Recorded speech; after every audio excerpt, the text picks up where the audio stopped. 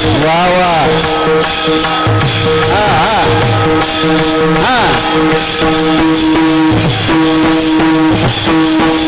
हा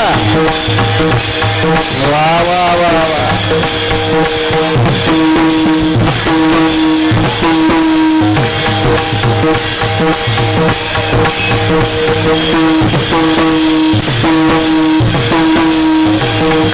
हा वा वा वा तरी वा हा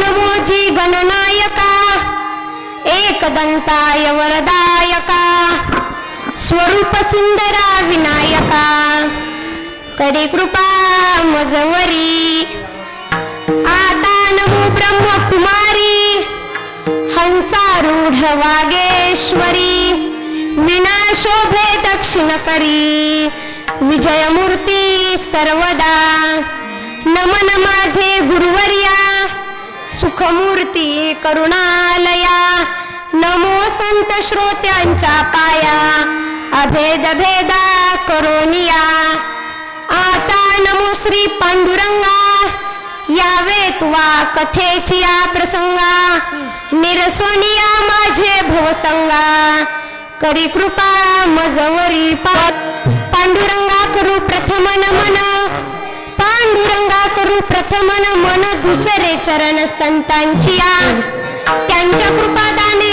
कथेचा विस्तारू बाबाजी सद्गुरु दास तुका ऐसे नमन करोनी आता वंदन माझे श्री यशवंता दीन दयाळा दयावंता कृपा सर्वदा करावी माझी जिव्हीचा जिव्हाळा अंगी साधकांचा कळवळा अवघा चैतन्याचा पुतळा नमन तुझला श्रीपादनाथा गुरुर ब्रह्मा गुरुर विष्णू गुरुर्देव महेश्वरा गुरु साक्षात परब्रह्म तस्मै श्री गुरुवे नमः ओम नमो ज्ञानेश्वरा करुणा करा दयाळा तुमचा अनुग्रह लाधलो पवन झालो चराचरी विठ्ठला विठ्ठला देव देव म्हणून व्यर्थ का हिंडसी देव देव म्हणून व्यर्थ का हिंडसी निज देव नेनसी मुळी कोण देवा नाही रूप देवा नाही नाव देवा नाही गाव कोठे काही विठ्ठला विठ्ठला प्रस्तुत प्राप्त प्रसंगी प्राप्त स्थळी प्राप्त वेळी कीर्तन रूपी सेवेकरता निवडलेला अभंग माऊली महावैष्णव संत ज्ञानोबा यांचा 3 चरणाचा किती चरणाचा महाराज 3 चरणाचा देवाचं महत्व आणि देवाचा पत्ता सांगणारा उत्कृष्ट आणि गोड असा अभंग आहे.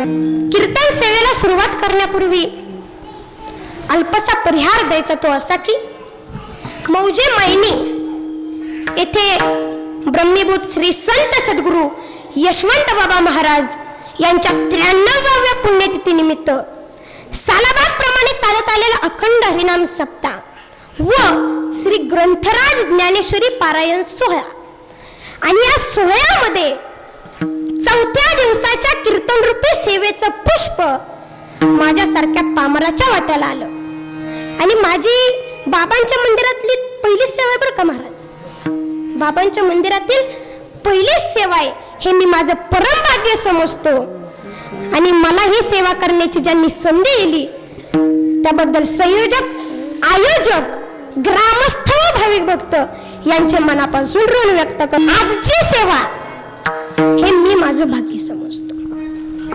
मी स्वतःला खूप धन्य समजतो कारण श्री संत सद्गुरु यशवंत बाबा महाराज यांच्या कुळामध्ये माझा जन्म झाला यांच्या कुळामध्ये माझा जन्म झाला आणि त्यांच्याच कुळामध्ये जन्म घेऊन आज त्यांचीच सेवा करण्याची मला संधी मिळाली. हे इतक्या लहान वयात या गादीवरती उभा राहणं ही त्यांचीच कृपा आहे महाराज. ही त्यांचीच कृपा दृष्टी आहे, म्हणूनच हे साध्य झालं. म्हणून बाबांना अगदी मनापासून वंदन करतो आणि सेवेला सुरुवात करतो. कीर्तन सेवेला उपस्थित असणारे गुणीजन, गुरुजन, तसेच गायनाचार्य, मृदंगाचार्य, टाळकरी, विणेकरी, हार्मोनियम वादक, चोपदार काका व तुम्ही सर्व श्रोते मंडळी यांचं मी सर्वप्रथम दर्शन घेतो आणि सेवेला सुरुवात करतो. विठाला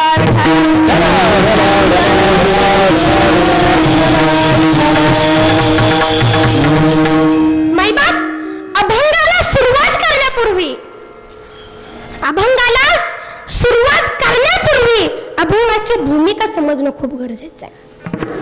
अभंगाची पार्श्वभूमी कळणं खूप गरजेचं आहे. कारण आजचा अभंग कोणाचा आहे? आज सेवेकरता निवडलेला अभंग कोणाचा आहे? मौली महावैष्णव संत ज्ञानोबा राय. अहो, साध्या सुध्या महात्म्याचा अभंग नाही.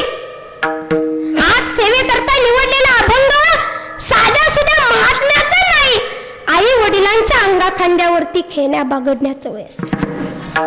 ज्ञानोबा रायांचं वय असेल अंदाजे 9 वर्षे, सोपान काकाचं वय असेल 7 वर्षे आणि माझ्या मुक्ताबाईचं वय असेल अवघी 5 वर्षे. मायबाप, अवघी 5 वर्षे.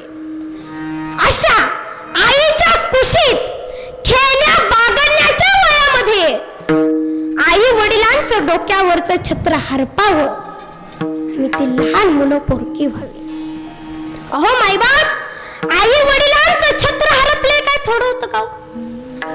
आई वडिलांचं छत्र हरपलं हे काय थोडं होतं का? त्या वेळेच्या कथाकथित धर्म मार्तंडांनी या भावंडांना गावाबाहेर हाकलून दिलं. मायबाप, गावाबाहेर हाकलून दिलं. भिक्षेसाठी झोळी घेऊन गेले तर त्यांच्या पिठात माती घालवली. माझ्या मुक्ताबाईंना आपल्या भावंडांसाठी मांड करायचं होतं तर तिला साधं खापर मिळू दिलं नाही. तिला साधं खापर मिळू दिलं नाही, तिला अपमानित केलं. अहो, गावाबाहेर त्या जंगलामध्ये ऊन वारा पावसामध्ये एक एक रात्र एक एक क्षण कसा काढला असेल महाराज, एकदा कल्पना करून बघा. मायबाप, एकदा कल्पना करून बघा. हे सगळं कशामुळे? लहान वयात आई वडिलांचं डोक्यावरचं छत्र हरपल्यामुळे. पण एक गोष्ट ऐका, वयाच्या 9व्या वर्षी आई वडिलांचं छत्र हरपलं. काय म्हंटलो मी? वयाच्या 9व्या वर्षी आईचं छत्र हरपलं, परंतु वयाच्या 16व्या वर्षी इतकं सामर्थ्य निर्माण केलं, आज अख्खं जग त्यांना आई म्हणते. वयाच्या 16व्या वर्षी इतकं सामर्थ्य निर्माण केलं, आज अख्खं विश्व त्यांना माऊली म्हणते. असे असणारे साधकांचे मायबाप मौली महावैष्णव संत ज्ञानोबा राय यांचा अभंगाच्या सेवेकरता निवडलेला आहे. अभंग समजून घेणं खूप गरजेचं आहे. मायबाप महाराज, अभंग समजून घेणं खूप गरजेचं आहे. कारण आज सेवेकरता निवडलेला अभंग अद्वैत पर प्रकरणातील अभंग. मायबाप, जन्माला आलेला प्रत्येक जीव हा एणकेपणे देवाची भक्ती करत असतो. कारण देख मनुष्य जात सकळ हे तो स्वभावताच भजनशी या न्यायाने तुम्ही आपण सुद्धा अनादी काळापासून देवाची भक्ती करत आलेलो आहे. तुम्ही आपण सुद्धा अनादी काळापासून देवाची भक्ती करत आलेलो आहे किंवा करत आहे. मग इथं प्रश्न निर्माण होतो की देवाची भक्ती का करायची? का करायची आजी देवाची भक्ती? महाराज, देवाची भक्ती का करायची? बागडे महाराज, का करायची देवाची भक्ती? कारण शास्त्र प्रमाणानुसार असं लक्षात येतं की अत्यंतिक दुःखाची निवृत्ती व्हावी आणि परमानंद सुखाची प्राप्ती व्हावी म्हणून देवाची भक्ती करावी. किंबहुना जन्माला आलेल्या प्रत्येक जीवाला सुखाची गरज आहे. प्रत्येक जीवाला सुखाची गरज आहे, कारण जीव दुःखात आहे.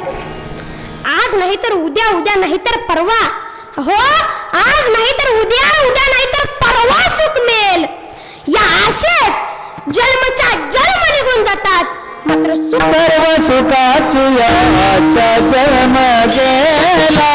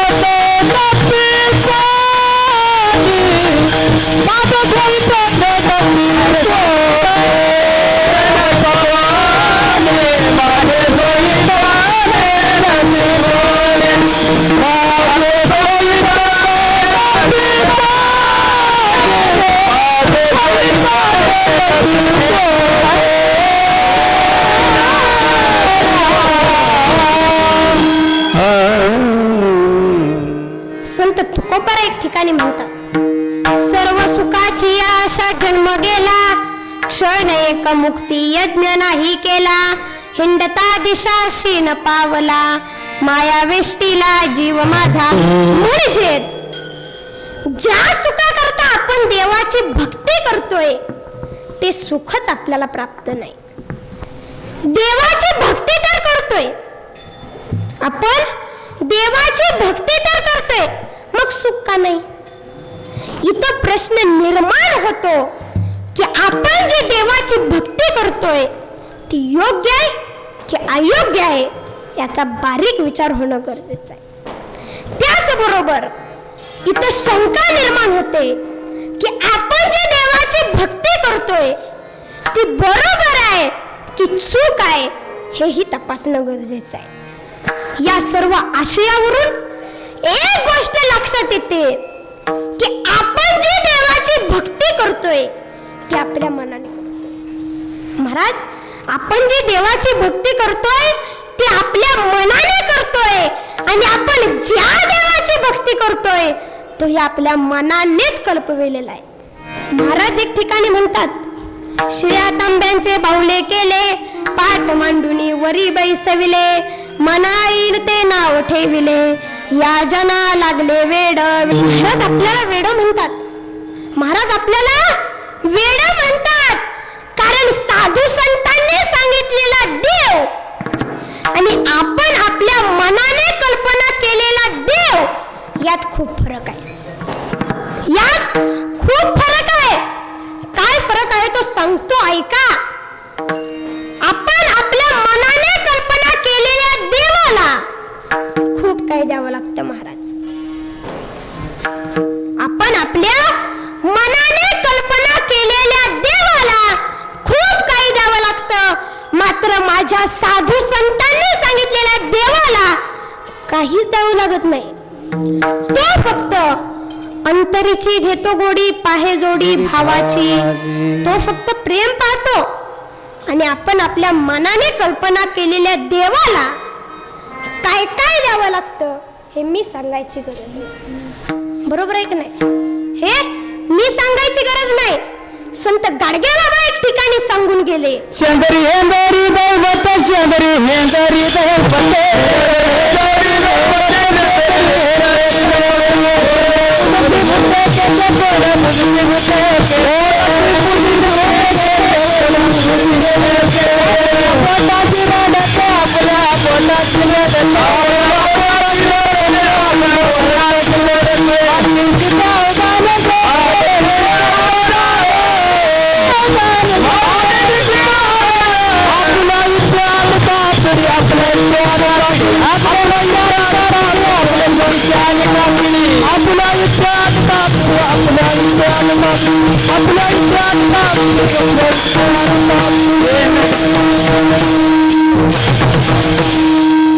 संत गाडगे बाबा एक ठिकाणी सांगून गेले, ज्या देवाला कोंबडी लागतो तो देव नाही महाराज. ज्या देवाला बोकड लागतं तोही देव नाही. सेंदरी हेंदरी दैवते, कोण पूजिती भूते खेते, आपल्या पोटाची रडती मागती शिते उधान विठ्ठल. मग मला सांगा, आपण जर का अशी देवाची भक्ती करत असू तर आपल्याला अपेक्षित असणारं सुख प्राप्त होईल का महाराज? आपण जर का अशी देवाची भक्ती करत असू तर आपल्याला अपेक्षित असणारं सुख प्राप्त होईल का? तर नक्कीच नाही होणार. संत नामदेव महाराज एक ठिकाणी सांगतात, देव दगडाचा बोलेल तो कैचा, कोणी काही वाचा फुटेल त्यासी. या सर्व आशयावरून एक गोष्ट लक्षात येते की आपण देवच समजून घ्यायला चुकलोय महाराज. आपण देवच समजून घ्यायला चुकलोय आणि आपण देव समजून घ्यायला चुकल्यामुळे आपण जी देवाची भक्ती करतोय ना मायबाप, ती ही चुकीच्या मार्गाने करतोय.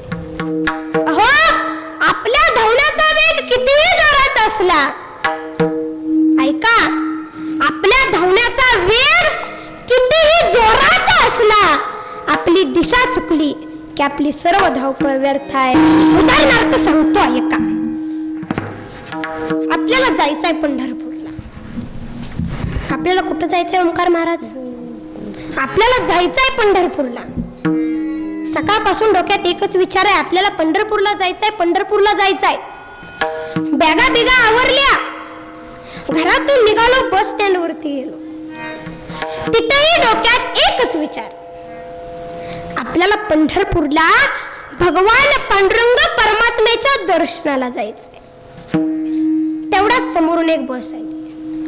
आपण बसमध्ये बसलो आणि कंडक्टर साहेबांना सांगितलं, काय सांगतो आपण? काय सांगतो आपण? आपण सांगतो, मला एक पंढरपूरचं तिकीट द्यावं, असंच सांगतो ना.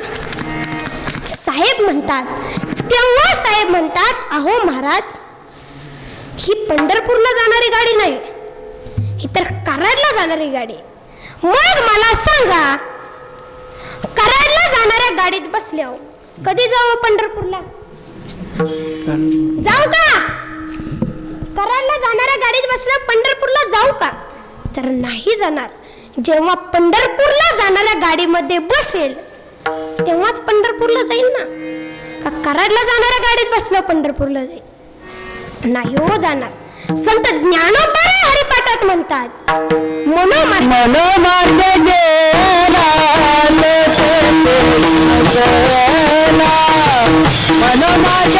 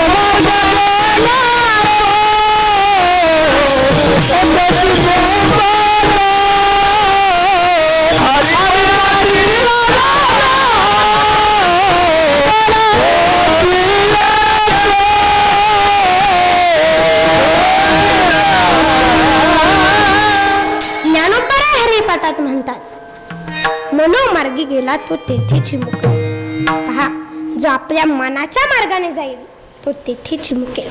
पण चांगला विचार केला तर आपण देव शोधायला चुकलोय. आपण देव शोधायला चुकलोय. देव नक्की आहे कुठे, तो अनुभवायचा कसा, याचा आपण कधी विचार केला नाही. जग करतोय म्हणून आपण करायचं, आपण करतोय म्हणून पुढच्या पिढ्या करणार. जग करतोय म्हणून आपण करायचं, आपण करतोय म्हणून पुढच्या पिढ्या हेच करणार. हे असंच सुरू राहिलं तर कदापि मेळ बसणार नाही. भगवंत प्राप्तीसाठी आपण सर्वत्र त्याचा शोध घेतोय. आज या तीर्थाला, उद्या त्या तीर्थाला, एकदा इकडे एकदा तिकडे सर्व काही करतोय हो. पण तुम्ही त्या साधू संतांना कधी विचारलं का की खरा देव नक्की कुठं आहे? विचारलं का महाराज? मायबाप, तुम्ही त्या साधू संतांना कधी विचारलं का खरा देव नक्की कुठं आहे?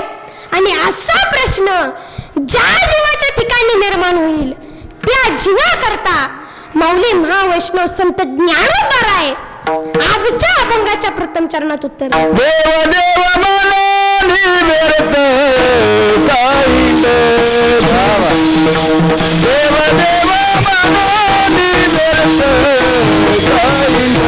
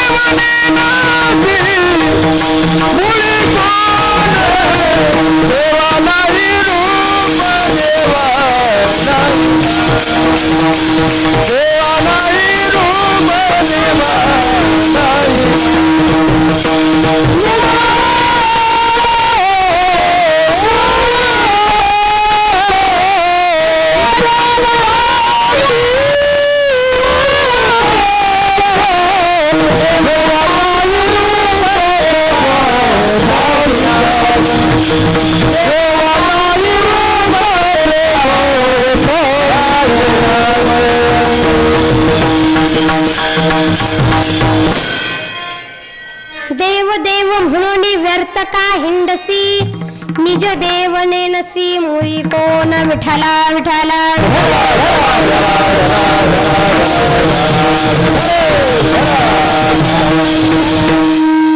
हा माय बाप इथं ज्ञानोद्धार आहे आपल्याला सिद्धांत सांगतात बाबा हो देवदेव करत तुम्ही व्यर्थ का हिंडता जवळ असणारा देव तुम्ही का जाणत नाही निज देव नेनसी मुई कोण निज या शब्दाचा अर्थ आहे जवळ निज म्हणजे आपल्या जवळच असणाऱ्या किंबहुना आपल्या हृदयात विराजमान असणाऱ्या देवाला तुम्ही का बरं जाणत नाही असा परखड प्रश्न ज्ञानोद्धार आहे तुम्हाला आपल्याला करतात मग मला सांगा जाणतोय का आपण तर नाही जाणत याचं महत्वाचं कारण असं आहे की तुमची आपली बुद्धी संसाराशी प्रपंचाशी एकरूप झालेली आहे महाराज आपली बुद्धी तत्वाशी एकरूप झालेली नाही प्रपंचाशी एकरूप झालेली बुद्धी ही तत्वाच्या विपरीत दिशेने प्रवास करत असते आणि म्हणून आपला मेळ बसत नाही मग कुणी कितीही सांगा आपली बुद्धी प्रापंचिक फायदा तोटा याचाच विचार करते विठ्ठला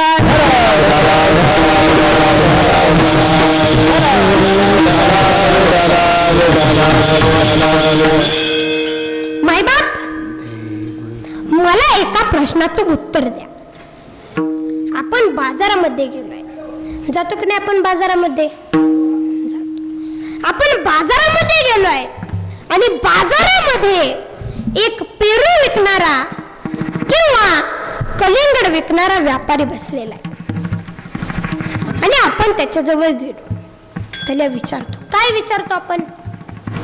विचारतो कशी दिली पेरू तो म्हणतो एवढ्याला दिले हाच प्रश्न विचारतो ना तो म्हणतो एवढ्याला दिले मग आपण महत्वाचा प्रश्न विचारतो आता काय महत्वाचा प्रश्न विचारतो गोड आहेत ना पेरू बरोबर आहे ना पेरू गोड आहेत ना तोही म्हणतो गोड आहेत खाऊन तर बघा नुसती साखर आहे साखर पण चला पुढे पेरू घेताना गोड बघून घेतला ओमकार महाराज पेरू घेताना कसा घेतला पेरू घेताना गोड बघून घेतला मग आता मला एका प्रश्नाचं उत्तर द्या पेरू घेताना गोड बघून घेतला मात्र घरी गेल्यानंतर जेव्हा पेरू खाण्याकरिता चिरला जातो तेव्हा त्याच्यावर मीठ का टाकता सांगा मला टाकता का नाही मीठ गोड आहे मीठ गोड आहे नाही ना पेरू घेताना गोड बघून घेतला आणि खाताना मात्र मीठ टाकून कळू केला अगदी तसंच देव आपल्या जवळ आहे परंतु त्याची गोडी न चाकता आपण प्रापंचिक बुद्धीने विचार करतो आणि कडू असणाऱ्या संसाराचं त्याच्यावरती पांघरून घालतो कडू असणाऱ्या संसारामध्ये तुम्ही आपण रममाण होतो सांगायचं तात्पर्य एवढंच की आपण विपरीत दिशेने प्रवास करतो तद्वत असं आहे आपण देव सुद्धा प्रापंचिक बुद्धीने पाहायचा किंवा अनुभवायचा प्रयत्न करतोय पहा जोपर्यंत आपली बुद्धी हालीरूप होत नाही तोपर्यंत कदापि मेळ बसणार नाही ज्ञानोत्तर हरिपाठात म्हणतात हरी बुद्धी जपे तो नर दुर्लभ वाचे दुर्लभ रामकृष्ण वाचे दुर्लभ रामकृष्ण वाचे दुर्लभ रामकृष्ण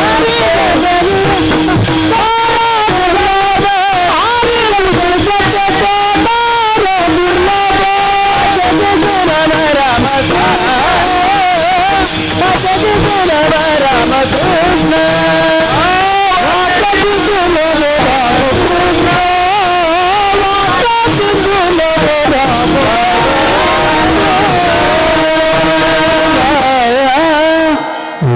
हरी बुद्धी जपे तो नर दुर्लभ. हरीच्या बुद्धीने विचार केला तरच लवकर कळेल. आपल्या बुद्धीने नाही हो, कारण आपली बुद्धी लवकर सिद्धांत ग्रहण करत नाही. आणि म्हणून ज्ञानोबारायांनी एक सिद्धांत पटवून देण्याकरिता अगोदर ज्ञानेश्वरी मध्ये 3 दृष्टांत दिले. कशा करता हो?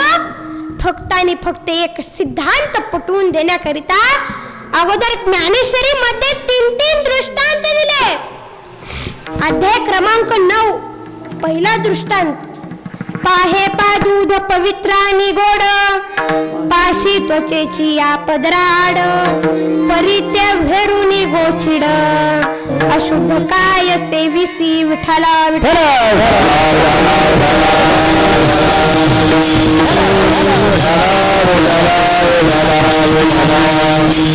अर्थ असा आहे की गायीच्या कासेमध्ये गोचिड चिकटलेला.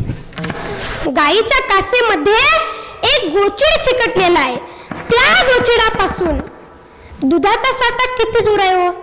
1 किलोमीटर, 2 किलोमीटर, 10 किलोमीटर, 20 किलोमीटर नाही ना, अगदी जवळ आहे. तरी सुद्धा ते गोचिड अमृता समान असणाऱ्या दुधाचा त्याग करून अशुद्ध अशा रक्ताचं सेवन करते. का बरं असं असावं? तर त्याला माहीतच नाही ना, अमृता समान असणाऱ्या दुधाचा साठा आपल्या अगदी जवळ आहे. त्याला रक्ताचं सेवन करण्यातच सुख वाटतंय, जसं तुम्हाला आपल्याला प्रपंचात वाटतंय. विठ्ठला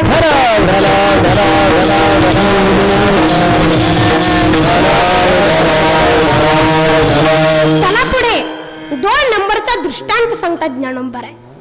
का कमलकंदा आणि दरदुरी, नांदणूक एकीचे घरी, परी परागुसे विजय भ्रमरी, एला चिकुलची उरे विठ्ठला विठ्ठला.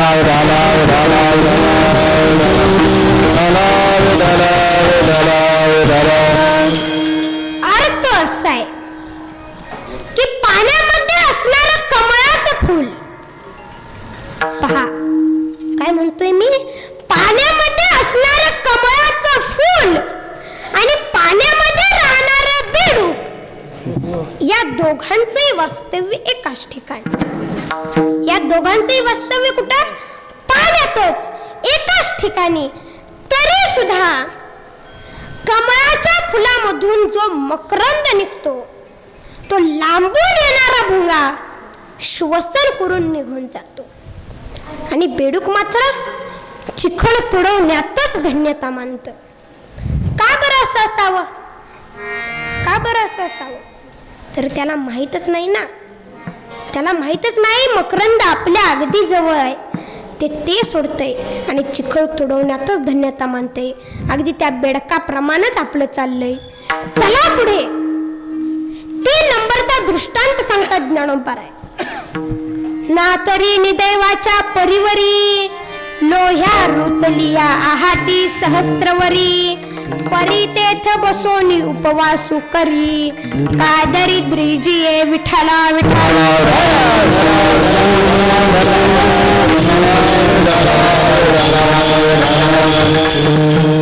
अर्थ असा आहे की एका रस्त्याच्या कडेला एक दुर्दैवी मनुष्य झोपडी घालून बसलेला आहे. हातामध्ये एक ताट आहे आणि येणाऱ्या जाणाऱ्याकडे भिक्षा मागत आहे.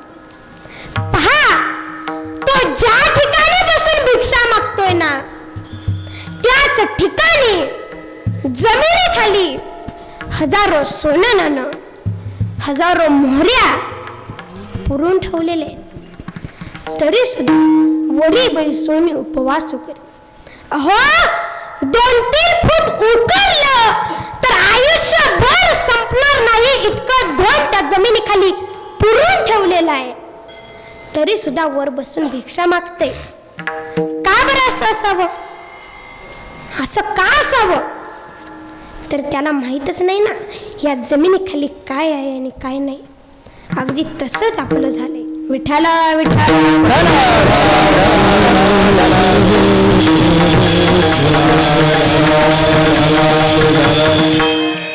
पहा, 3 दृष्टांत दिले ज्ञानोबरायांनी.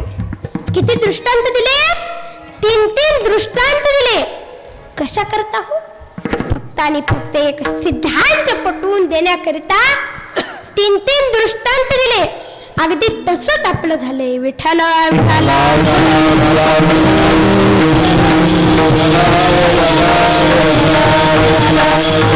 अगदी तसंच ज्ञानोबराय म्हणतात, तैसा हृदयामध्ये मी रामू, असता सर्व सुखाचा आरामू, की भ्रांतासे कामू विषयावरी. अगदी तसंच मी सर्व सुख संपन्न असणारा परमात्मा मी प्रत्येकाच्या हृदयामध्ये विराजमान. मी जवळच आहे, तरी सुद्धा भ्रामक कल्पना डोक्यामध्ये घेऊन तुम्ही विषय सागरात का बुडता? का बुडता तुम्ही विषय सागरात? पहा, तुमच्या आपल्या बुद्धीमध्ये भ्रम झालाय, भ्रम. असं मी नाही म्हणत, असं ज्ञानोबराय म्हणताय, तसं मी नाही म्हणत. म्हणजे संत सांगतात देव जवळ आहे. संत काय सांगतात? काय सांगतात संत? झोपला का? काय सांगतात संत? संत सांगतात देव आपल्या जवळ आहे आणि आपण मात्र अख्खी पृथ्वी पालटी घालून देव शोधायचा प्रयत्न करतोय. देव आहे, देव आहे, देव आहे,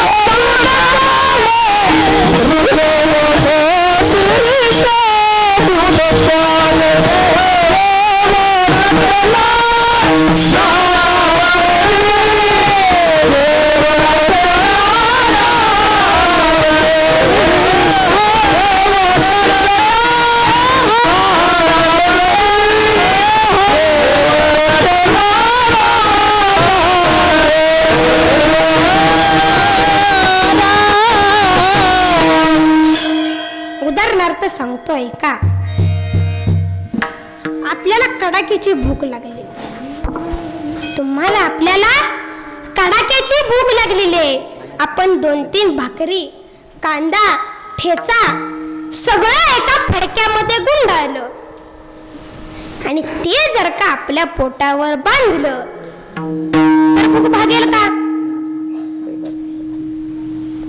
भाकर पोटावर बांधल्यावर भूक भागेल का? नाही ना भागणार. जेव्हा ती भाकर पोटामध्ये जाईल तेव्हाच भूक भागेल ना. का भाकर पोटावर बांधल्यावर भूक भागेल? नाही हो भागणार.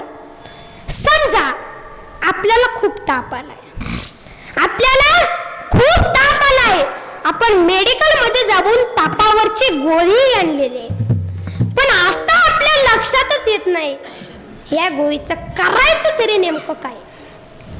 म्हणून आपण काय करतो सांगतो ऐका, नीट लक्ष देऊन ऐका बर का.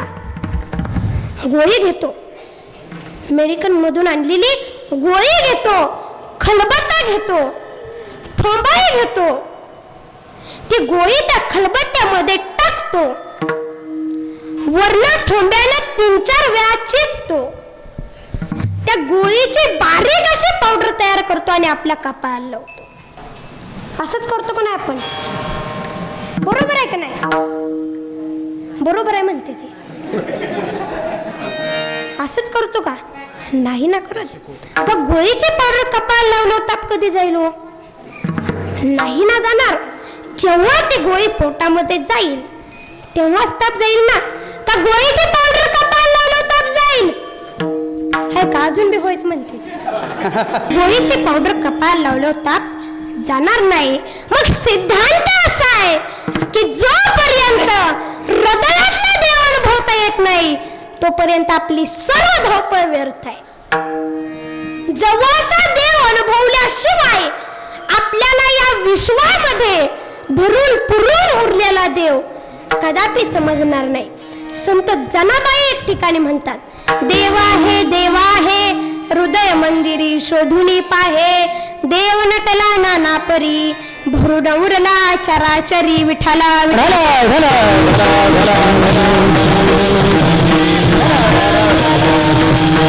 पहा माई बाप, सांगायचं तात्पर्य असं आहे की देव तर आपल्या हृदयातच आहे.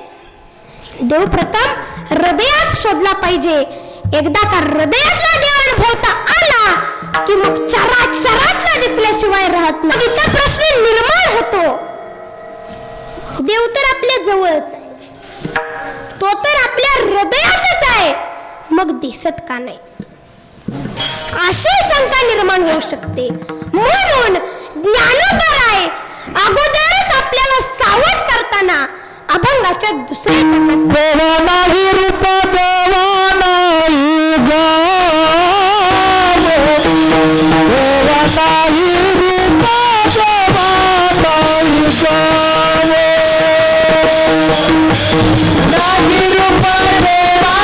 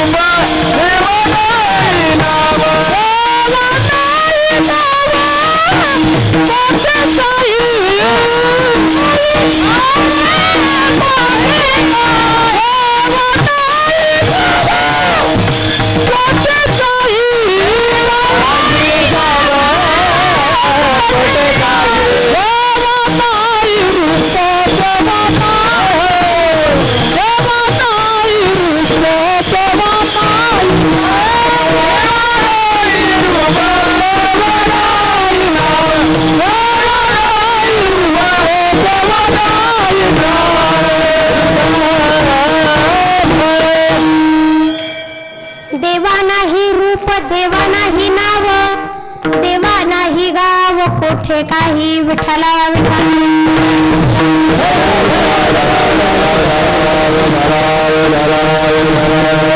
पहा माय बाप, इथं ज्ञानोबा आहे आपल्या समोर खूप मोठा अद्वैत्वाचा सिद्धांत मांडतात.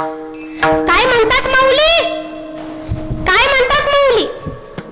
ज्या देवाची आपण भक्ती करायची त्याला रूप नाही, तो निराकार आहे, त्याला नाव नाही आणि त्या देवाला विशिष्ट असं रंग नाही, रूप नाही, नाही वर्ण छाया.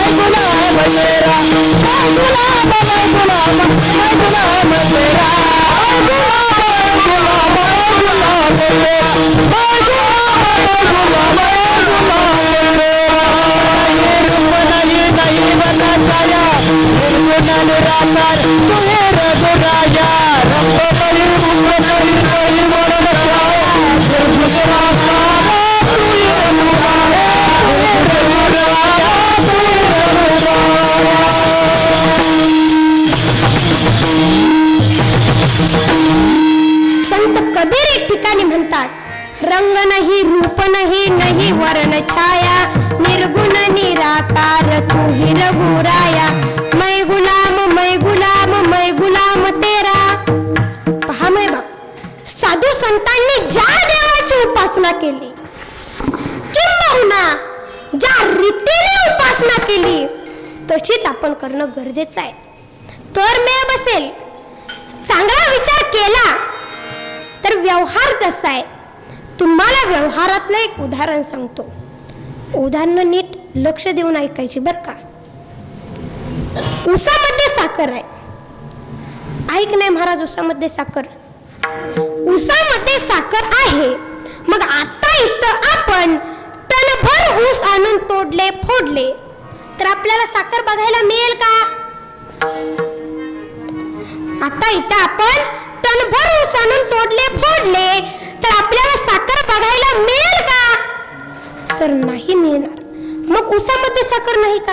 अहो, उसामध्ये साखर आहेच, परंतु उसामधली साखर बघण्याकरिता रीतीने जावं लागेल.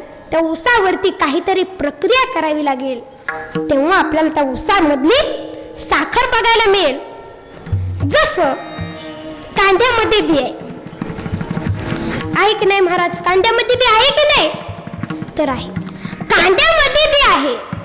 मग आता आपण शेतकरी आहोत की नाही?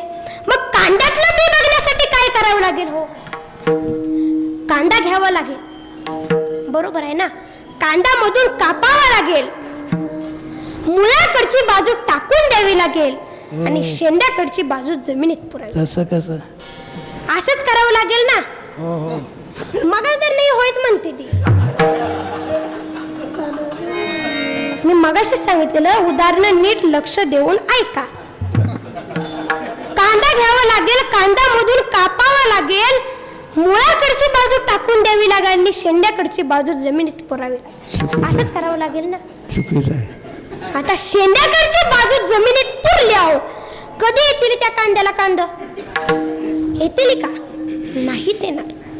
मग काय करावं लागेल? मुळाकडची बाजू टाकून द्यावी लागेल म्हणते.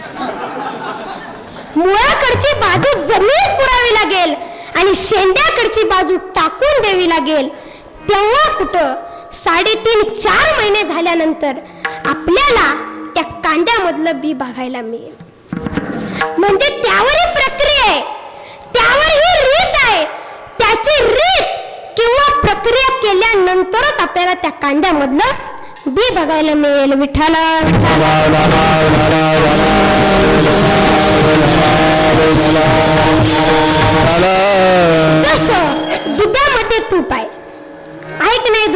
तूप. मग आता आपण बघायला गेलो तर दिसेल का? नाही ना दिसणार, कारण त्यावरही प्रक्रिया आहे. मग कोणती प्रक्रिया आहे?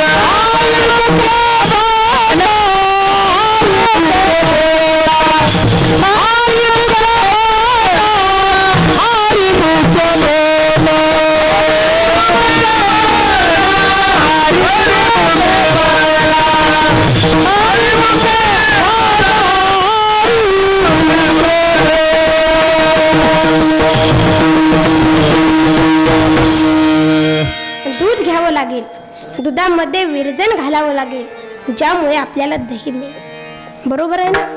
पुन्हा त्या दह्याचं घुसण करावं लागेल, ज्यामुळे आपल्याला लोणी मिळेल. आणि पुन्हा ते लोणी कढवावं लागेल, तेव्हा कुठं आपल्याला त्या दुधामधलं तूप बघायला मिळेल. म्हणजे त्यावरील प्रक्रिया, त्यावरील रीत आहे. त्याची रीत किंवा प्रक्रिया केल्यानंतरच आपल्याला त्या दुधामधलं तूप बघायला मिळेल. मायबाप सज्जन हो, गोष्ट समजून घ्या. अगदी त्याच पद्धतीने ज्ञानोबराय आपल्याला हरिपाठात सांगतात. मंथोनी नवनीता तैसे घे अनंता, वाया व्यर्थ कथा सांडी मार्ग. अहो, दुधाचं मंथन करून जसं तूप बाजूला काढलं जातं, तसं आपलं मंथन करा. नक्कीच हृदयातल्या देवानुभवात आल्याशिवाय राहणार नाही. आणि मंथन करत असताना ज्ञानोबराय म्हणतात, वाया व्यर्थ कथा सांडी मार्ग. मायबाप, आजकाल आपल्याला कीर्तनात काय आवडते? कथा आणि विनोद असलंच आवडतंय ना आपल्याला. कधी मेळ बसेल आपला? कधी मेळ बसेल? मेळ बसवून घ्यायचा असेल तर संत सांगतात त्याच पद्धतीने, त्याच रीतीने देवाची भक्ती करावी लागेल. तेनेची पण ते चालू जाता, न पडे गुंता कोठे काही. ऐका मायबाप, देव तर आपल्या हृदयातच आहे हो, परंतु सिद्धांत अनुभवायचा असेल तर जीवनामध्ये संतांनाच शरण जावं लागेल. साधूला शरण गेलं की आपलं काम झालंच म्हणून समजा. नुसतंच हवेत गोळ्या मारण्यात काही अर्थ नाही हो. कारण शास्त्र जरी आपल्या हातात असलं, मुखात असलं, पुराण जरी आपल्या हातात असलं, तरी सुद्धा रीत मात्र संतांच्याच हातात आहे. तुका म्हणे किल्ल्या संत हाती दिल्या, म्हणून संतांची गरज आहे माय बाप. आपला देव शोधायचा कार्यक्रम बिनभरोशाचा चालू आहे. सांगा मला, ज्ञानोबरायांच्या सिद्धांताप्रमाणे आपली देवाची भक्ती सेवा सुरू आहे का? तर नाही. अहो, संतांकडे जा, अज्ञानाचा सुद्धा ज्ञानी होतो. संतांकडे जा, दगडाचा सुद्धा देव होतो. अहो, संतांकडे जा, गाढवाचं सुद्धा घोडं होतं मायबा. तुकोबाराय म्हणतात, या आमच्याकडे. का? गाढवाचे घोडे करू आम्ही दृष्टी पुढे. हा विश्वास, हे सामर्थ्य, ही ताकद संतांकडेच आहे मायबाप, संतांकडेच आहे. अहो, ताजं उदाहरण देऊन सांगतोय का? आज मी बालकीर्तनकार म्हणून तुमच्या समोर या नारदाच्या गादीवरती उभा आहे. हा विश्वास, हे सामर्थ्य, ही ताकद संतांकडेच आहे मायबाप, संतांकडेच आहे. कारण माझे गुरुवर्य नेहमी सांगतात, परमार्थ थोडाच करायचा पण राईट फाईट करायचा. परमार्थ थोडाच करायचा पण राईट फाईट करायचा. नक्कीच संतांची कृपा झाल्याशिवाय राहणार नाही. तुम्हाला एक गोष्ट सांगतोय का, दिवसात केव्हाही करा. तुम्ही सकाळी देवाचं दर्शन घ्यायला येतं ना, तेव्हा केलं तरी चालेल 10 मिनिटं. यशवंत बाबा, यशवंत बाबा, यशवंत बाबा अंतकरणापासून बोलायचं. अंतकरणापासून त्यांना प्रार्थना करायची. बाबांची कृपा झाल्याशिवाय राहणार नाही. भगवान पांडुरंग परमात्म्याची शपथ घेऊन सांगतो, जीवनाचं सार्थक झाल्याशिवाय राहणार नाही. आज माझे हेच अनुभव आहेत. म्हणून सांगायचं तात्पर्य असं आहे की साधू संतांनी सांगितलेल्या मार्गाने जर तुम्ही आपण गेलो तर नक्कीच मेळ बसेल. किंबहुना हृदयातला देव अनुभवता येईल. तो प्रत्येकाच्या हृदयामध्ये विराजमान आहे. म्हणून तर हे शरीर चालतंय, बोलतंय, फिरतंय. किंबहुना या चराचरावर त्याचीच सत्ता आहे. तुझ्या सत्तेने वेदाची बोलणे, तुझ्या सत्तेने वेदाची बोलणे,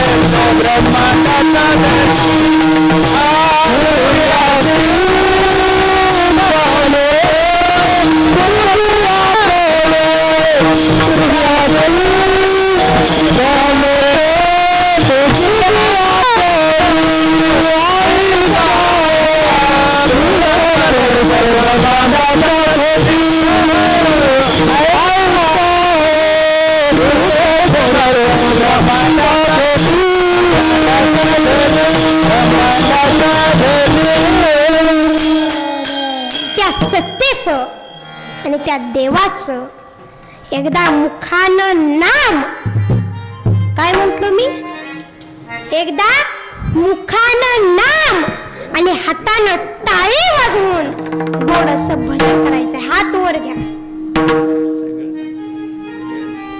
हात वर घ्या.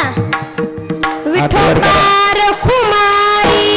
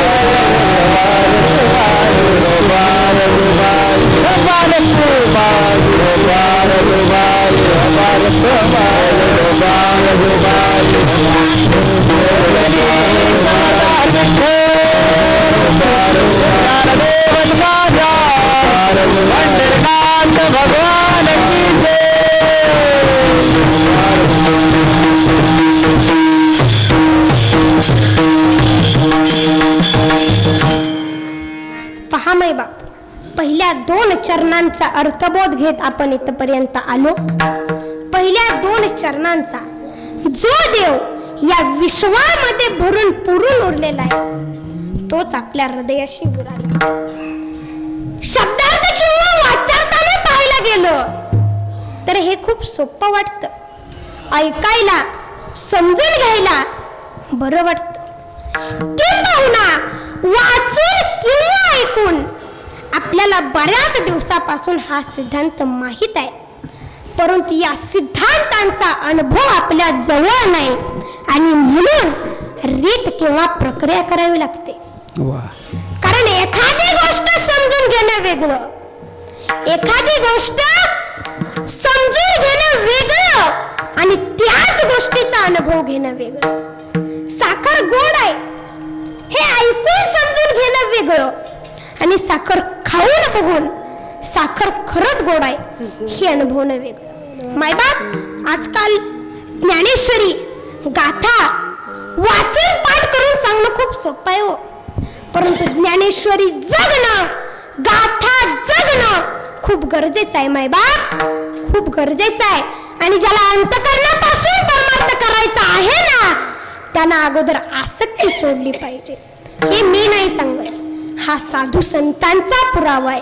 जया परमार्थाची चाड तेने सांडावे लिघाड, धरोणी भजनाची चाड नित्यने मादरे. सांगायचं तात्पर्य एवढंच आहे मायबाप, जेवढं प्रेम आपण प्रपंचावर करतोय ना तेवढं प्रेम भजनाला लावलं तर गोष्ट खूप सोपी आहे. चांगला विचार केला तर आता इथे एखाद्याला म्हटलं तू माळ घाल तर ती अगोदर बाकीच्यांचा विचार करते. मी माळ घातली तर मला अमका काय म्हणाल, मला तमका काय म्हणाल, मला लोक बुवा बिवा म्हणतील, माझं याव होईल, माझं त्याव होईल, माझं फलाल होईल, असे उलटे विचार जर तुम्ही आपण करत बसलो तर आपल्याला देव कधीच समजणार नाही मायबाप, देव कधीच समजणार नाही. जाता जाता एकच सांगतो ऐका, जगात करायलाच गेलं ना तर देवाची भक्ती करणे इतकं सोपं या जगात दुसरं काहीच नाही मायबाप, दुसरं काहीच नाही. खाल्लेला घास चावणं अवघड आहे परंतु भक्ती सोपे. तोंडामध्ये घेतलेला पाण्याचा घोट पिणं अवघड आहे परंतु भक्ती सोपे. तुका म्हणे सोपे आहे सर्वाहुनी, शहाणा तो धनी घेतो येथे. तुकोबाराय म्हणतात हे खूप सोपं आहे परंतु ते कोणाला? शहाणा तो धनी घेतो येथे. ज्याने ही गोष्ट समजून घेतली तो शहाणा आणि त्यालाच भक्ती सोपी आहे. आजपर्यंत आपण स्वतःला खूप शहाणे समजत आलो, सांगा मला आलोय की नाही? आजपर्यंत आपण स्वतःला खूप शहाणे समजत आलोय, हेच आपलं खरं वेडेपणाचं लक्षण आहे. विठ्ठला विठ्ठला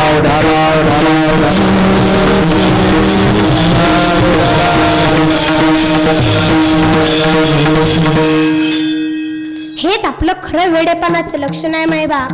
अंतकरणापासून एक गोष्ट सांगतो ऐका, जगाच्या नादाने जर तुम्ही आपण परमार्थ करायला गेलो तर आपला मेळ कधीच बसणार नाही.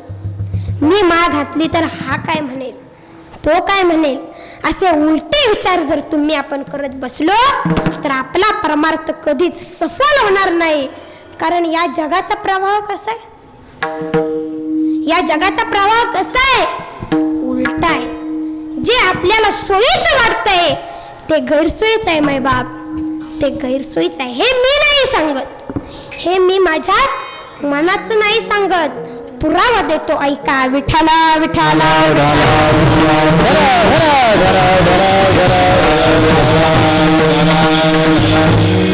जगाचा चालक मालक भगवान परमात्मा गीतेमध्ये अर्जुनाला उपदेश करतो, हे अर्जुना तू या उपराट्या विचारसरणीच्या मृत्यू लोकात तू जन्माला आलेला आहेस, हे लक्षात घे. आहा कटकट आहे ओखटे या मृत्यू लोकीचे उपराटे, हे अर्जुना वचटे जरी जन्मलासी तू. अर्जुना अरे बाबा, तू या उपराट्या विचारसरणीच्या मृत्यू लोकात तू जन्माला आणलायस हे लक्षात घे. तू यांच्या नादाला लागू नको. मग काय कर, तरी जडजडोनी वहिला निघ, ये भक्तीची ये वाटे लाग, जेणे तू पावश्य व्यंग निजधाम माझे. काय सांगितलं अर्जुना? तू साईडला निघ, वहिला निघ, माझी भक्ती समजून घे, ओळखून घे, तरच तुझ्या या जन्माचं सार्थक होईल. वास्तविक पाहता हे अर्जुनाला सांगणं नसून तुम्हाला आपल्याला आहे. अर्जुनाची व्याजे गीता प्रकाशली, श्रीराजे संसार एवढे थोरोजे फेडले या जगा. मग बघा काय करायला पाहिजे. म्हणून आता खूप वेळ घेत नाही तुमचा. सद्गुरु यशवंत बाबांची, सद्गुरु श्रीपाद बाबांची अशीच आपल्यावरती कृपा दृष्टी राहिली तर नक्कीच संतांचा बोधरूपी प्रसाद आपल्या अंतःकरणामध्ये शिरल्याशिवाय राहणार नाही. आणि कुठला बोध, नक्की कोणती सेवा संतांना अपेक्षित आहे याचं उत्तर मौली ज्ञानोबराय आजच्या अभंगाच्या शेवटच्या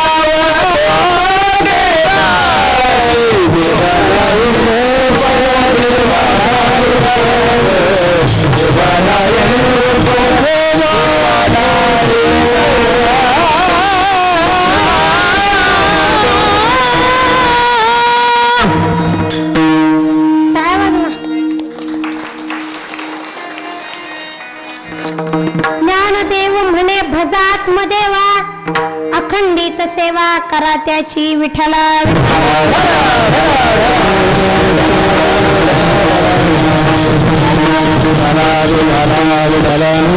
पहा माय बाप, अंतिम सिद्धांत हाच आहे की ज्याचा शोध आपण जगभर घेतोय, संत सांगतात तो आपल्या जवळ आहे आणि त्याचं नाव आहे आत्मदेव किंवा आत्माराम. आणि ज्ञानोबराय म्हणतात अगोदर त्याची ओळख करून घ्या आणि मग अखंडितपणे त्याची सेवा सुरू करा. नक्कीच संतांची कृपा झाल्याशिवाय राहणार नाही. आपलं झालंय उलट, आपण आपलं ठेवलंय झाकून आणि इकडं तिकडं धडपडत बसलोय. सांगा मला, छाती ठोकपणे मला सांगा, ज्ञानोबरायांच्या सिद्धांताप्रमाणे आपली देवाची भक्ती सेवा सुरू आहे का? तर नाही. आणि म्हणून सालाबाद प्रमाणे चालत आलेला भव्य दिव्य असा अखंड हरिनाम सप्ताह आणि या सप्ताहामध्ये साधू संतांचे तंतोतंत विचार आपल्या मनामध्ये जागृत व्हावा याकरता मी लहान तोंडी मोठा घास घेतला. कारण आजची माझ्या पारायणातील 4थ्या दिवसाची कीर्तन सेवा आहे. पाहायला गेलं तर चांगली का वाईट देव जाणे. सांगायचं तात्पर्य एवढंच की माझ्या मुखातून एखादा वेडा वाकडा शब्द गेला असेल तर तो माझा मला जरूर परत करा, त्यावर मी क्षमा मागेन. मी परत करा म्हटलं तरी तो परत करता येणार नाही, म्हणून तुमचंच एक लहान लेकरू म्हणून विसरून जा. परंतु जो काही अर्धा एक शब्द बरोबर वाटला असेल तर त्याच्यावर जरूर विचार करा. कारण आज मी जे सांगायचा प्रयत्न केलाय ते संतांचंच उष्ट आहे. म्हणून अनंत उपकार माऊली ज्ञानोबरायांचे झाले. त्यांचं एकदा हाताने टाळी व मुखाने नाम घ्या. ज्ञानेश्वर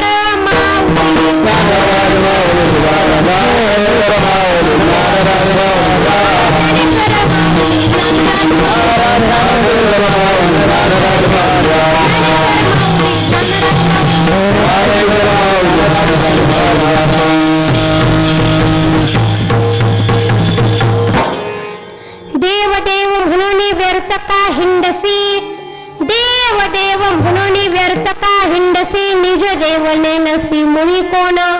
देवा नाही रूप, देवा नाही नाव, देवा नाही गाव कोठे काही. ज्ञानदेव म्हणे भजा आत्मदेवा, ज्ञानदेव म्हणे भजा आत्मदेवा, अखंडित सेवा करा त्याची. देवा नाही रूप, देवा नाही नाव, देवा नाही गाव कोठे काही. किंबहुना तुमचे केले धर्म कीर्तन सिद्धी नेले येत माझे जे उरले पायी कपन. झालेली सेवा सद्गुरू यशवंत बाबांच्या चरणी, भगवान पांडुरंग परमात्म्याच्या चरणी, श्रीपाद बाबांच्या चरणी आणि माझ्या आयुष्याला लाभलेले, मला एक कीर्तनकार म्हणून ज्यांनी घडवलं असे असणारे माझे गुरुवर्य हरिभक्त परायण बापू महाराज माई, त्यांच्या चरणी झालेली सेवा समर्पित करतो. तसेच गायनाचार्य गुरुवर्य सुनील महाराज, हबप उमेश महाराज, आमचे हनुमंत महाराज असतील यांच्या चरणी झालेली सेवा समर्पित करतो. तसेच मृदुंगाचार्य हरिभक्त परायण ओंकार महाराज यांच्या चरणी झालेली सेवा समर्पित करतो. हार्मोनियम वादक आमचे काका यांच्या चरणी झालेली सेवा समर्पित करतो. सर्व टाळकरी व स्वसंवेद्या क्लासचे सर्व विद्यार्थी व विद्यार्थिनी यांच्या चरणी झालेली सेवा समर्पित करतो. उद्धव महाराज, वैष्णव महाराज, युवराज महाराज आणि परवा ज्यांचं कीर्तन झालं असं असणारे गुरुबंधू हरिभक्त परायण बाल कीर्तनकार प्रणव महाराज माई यांच्या चरणी झालेली सेवा समर्पित करतो.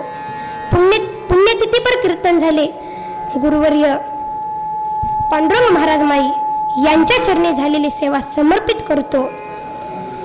कोण राहिला अजून? मला काय आता सगळ्यांची नावं माहीत नाही. ती विनेकरी बाबा यांच्या चरणी झालेली सेवा समर्पित करतो आणि सेवेला पूर्ण तुम्हा सर्वांच्या चरणी झालेली सेवा समर्पित करतो आणि सेवेला पूर्ण विराम देतो. तुकाराम तुकाराम तुकाराम